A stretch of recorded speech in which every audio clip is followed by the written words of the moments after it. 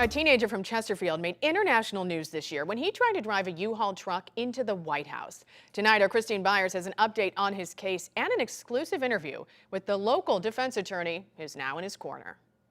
It happened May 26th. Sai Kandula was arrested shortly after he was seen driving this U-Haul truck into barriers about 500 feet away from the White House. Investigators seized a swastika flag from the vehicle.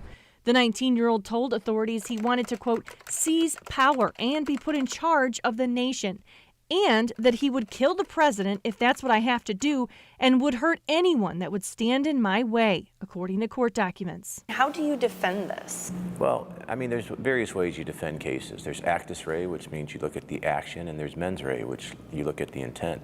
So both components have to come together to equal an offense. So you take it apart like that. Scott Rosenblum entered as his attorney on the case Thursday. You have to look and see exactly what his state of mind was at that time, at that moment in time, to see the extent of culpability. Do you think you have a good chance on this case? We're going to be all about mitigation.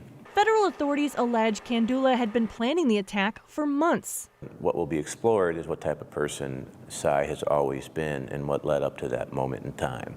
Obviously, his background is such that he's always been a very good kid, comes from a good family, and they remain very supportive. He had friends, he took a job out of, he worked, went to school, close to his family, grew up in West County. Ever since the incident, Kandula has been in federal custody in D.C.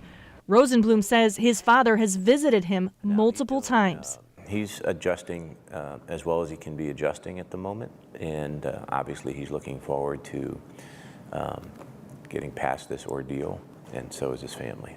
Christine Byers, 5 on your side. Kandula's next court date is scheduled for September 19th. It's a status conference in which a judge will determine the next steps in the case.